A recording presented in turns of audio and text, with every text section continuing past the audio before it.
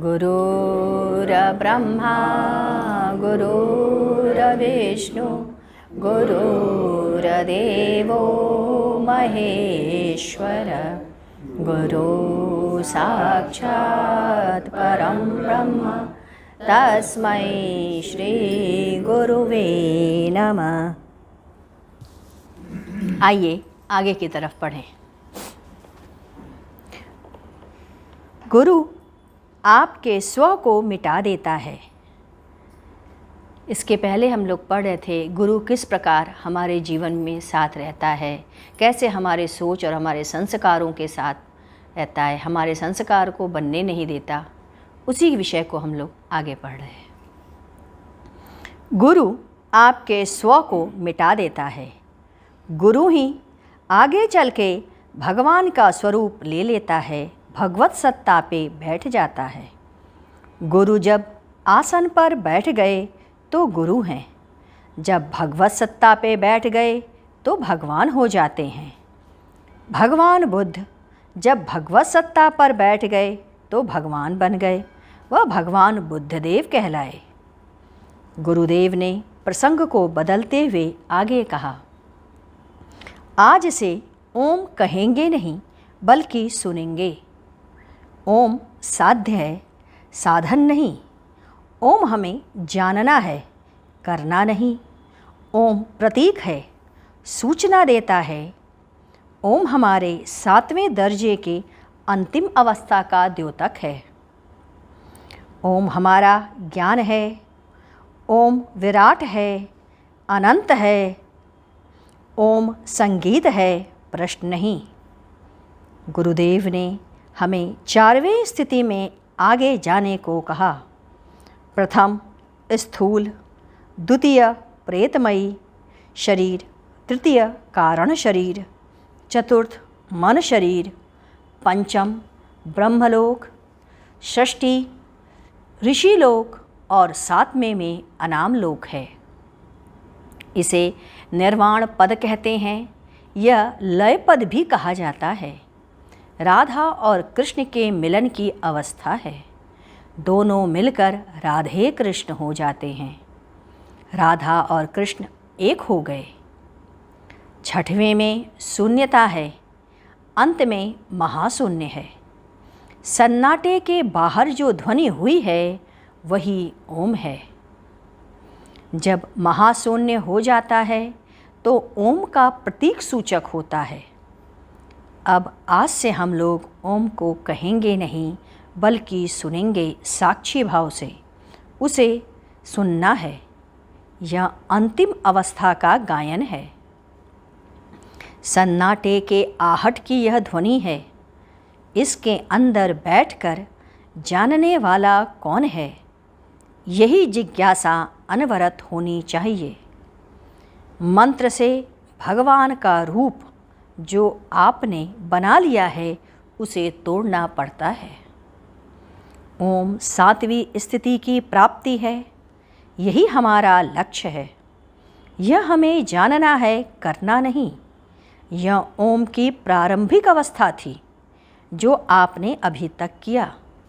यह प्रारंभिक अवस्था आपके सारे शरीर को आलोकित करती है, आपको पवित्र कर देती है। गुरुदेव ने कहा, ब्राह्मण को दान देने से आपका सत्कर्म बढ़ता है। आपका अगला जन्म ऐश्वर्य से युक्त रहता है। चांदी दान करने से अगले जन्म में आप स्वरूपवान होते हैं। वस्त्र दान देने से मकान की प्राप्ति होती है। भूमि दान करने से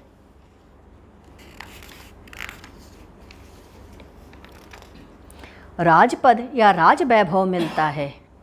अन्न दान करने से अगला जन्म धन और धान्य से परिपूर्ण रहता है।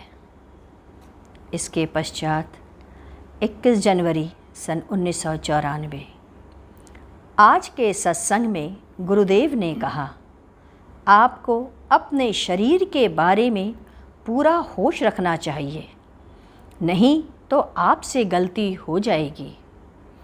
आप अपने स्थूल शरीर के प्रति सजग नहीं रहते, उसके प्रति बेहोश रहते हैं। आपका स्थूल शरीर से जो कार्य होता है वह एक रेगुलर फीचर की तरह है। स्थूल शरीर का सही बोध होता ही नहीं है आपको। एक बार बुद्धदेव प्रवचन कर रहे थे कि अचानक एक मक्खी चेहरे पर आकर बैठ गई। उन्होंने हाथ से उसे उड़ा दिया। पुनः उन्होंने वैसा ही किया। उसके एक शिष्य ने पूछा, भगवान, दोबारा तो मक्खी नहीं आई थी, न बैठी थी, आपने पुनः क्यों हाथ से उड़ाया? उन्होंने कहा, पहले मैंने यंत्रवत वह कार्य किया था, अब मैं वह सजग होकर कर रहा हूँ। गुरुदेव ने कहा, सहज साधना में सजगता होनी चाहिए। यदि स्थूल के बारे में सजगता नहीं है तो सूक्ष्म के बारे में क्या जान पाओगे? प्यार व घृणा कहाँ ठहरती है? सूक्ष्म शरीर में। अब हम 2 शब्दों में कहते हैं। पहला कौतूहलता और जिज्ञासा, ये हैं 2 शब्द। कौतूहलता, इस कौतूहलता से पाप होता है और जिज्ञासा से आप में ज्ञान और ऊपर की तरफ चढ़ाई। एक कथा बाइबल में भी आती है कि ईश्वर ने आदम से कहा कि इस पेड़ के फल को मत खाना, इसे मत चखना। आदम में कौतूहलता आई और वह उस वृक्ष के फल को चख लिया। उसे कौतूहलता ने उसको आगे की तरफ पाप करने को अग्रसित कर दिया। यह कौतूहलता आई और भूल हो गई। जब जिज्ञासा होती है तो उसमें खोज होता है, उसमें प्रश्न होते हैं। कौतूहलता में प्रश्न नहीं होता, क्रिया होती है। आप पाप करते हैं कौतूहलवश, उसमें प्रश्न ही नहीं होता। कौतूहलता आपके जीवन को विनाश कर देता है। कौतूहलतावश अपने जीवन को आप नष्ट मत कीजिए। जिज्ञासा से प्रश्न कीजिए, खोज करिए, अन्वेषण है, यह जिज्ञासा है। गुरुदेव ने प्रसंग को बदलते हुए कहा कि प्रत्येक मनुष्य का शरीर 7 भागों में विभक्त है, जिसमें 4 भाग तक माया का पूर्ण प्रवेश है। प्रत्येक पुरुष में स्त्री का शरीर होता है, वैसे ही प्रत्येक स्त्री के शरीर में पुरुष का भाग होता है। मनुष्य का पहला भाग पुरुष और दूसरा स्त्री, तीसरा पुरुष और चौथा स्त्री, इस प्रकार होता है। इसके बाद स्त्री और पुरुष का भेद मिट जाता है। इसी तरह प्रत्येक स्त्री में प्रथम स्त्री, दूसरा पुरुष, पुनः तीसरा स्त्री और चौथा पुरुष होता है। उसके पश्चात यह भेद समाप्त हो जाता है। इसी प्रकार हम लोगों में 4 भाग से बटे हुए शरीर में कहते हैं फिजिकल बॉडी, माने या स्थूल शरीर जो हम देखते हैं। उसके बाद इथरल बॉडी, ये जो भावमय होती है। फिर एस्ट्रल बॉडी जो आकाशीय होती है। उसके बाद चौथा आता है मेंटल बॉडी, माने मानसिक शरीर। पुरुष में पहला भाग जो पुरुष का होता है वह आक्रामक होता है, और दूसरा भाग जो स्त्री में स्त्री का होता है उसमें समर्पण होता है। वह जो आक्रामक है देता है और स्त्री समर्पण द्वारा उसे लेती है। पुरुष जब अपने प्रथम भाग और द्वितीय भाग के साथ योग करता है तभी शक्ति यानी वह कुंडलिनी ऊपर की तरफ जागृत होने की अवस्था होती है। यहीं से कहा जाता है कि हम सब अपने शरीर के चौथे हिस्से में प्रवेश करते हैं। एक स्थिति पर पुरुष का पुरुषत्व समाप्त हो जाता है और स्त्री का स्त्री तत्वपन भी समाप्त हो जाता है। तब हम कहते हैं, अरे देखो यह बूढ़ी हो गई या यह बूढ़ा हो गया। प्रत्येक पुरुष में एक समय में यह भाव आ जाता है। जैसे जैसे प्रायः आप देखते होंगे कि 40 या 45 के बाद पुरुषों के अंदर सनय सनय सहज भाव आता है, स्त्री भाव आता है। अरे उसको क्या हुआ? जैसे घर में महिलाएं बात करती थीं वैसे वह घर में रहने लगते हैं, वैसे ही वह जीना चाहते हैं, उसी तरीके से बातें करते हैं।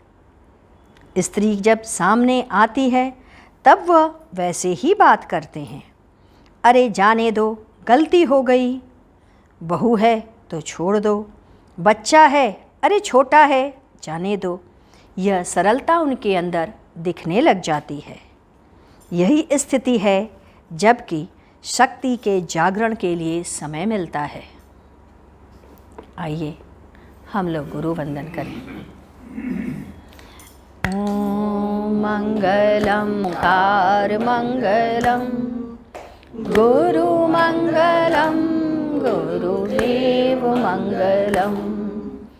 ओम मंगलम ओंकार मंगलम गुरु मंगलम गुरुदेव मंगलम। ओम मंगलम ओंकार मंगलम गुरु मंगलम गुरुदेव मंगलम।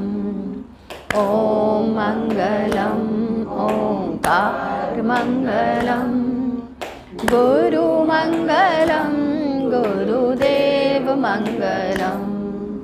ओम मंगलम ओंकार मंगलम गुरु मंगलम गुरुदेव मंगलम। ओम मंगलम ओंकार मंगलम गुरु मंगलम गुरुदेव मंगलम। ओम मंगलम ओंकार मंगलम गुरु मंगलम गुरुदेव मंगलम। ओम मंगलम ओंकार मंगलम गुरु मंगलम गुरुदेव मंगलम। बोलिए सद्गुरुदेव जी की जय। सद्गुरु तुम्हें शत शत नमन। सद्गुरु तुम्हें शत शत नमन। सद्गुरु तुम्हें शत शत नमन।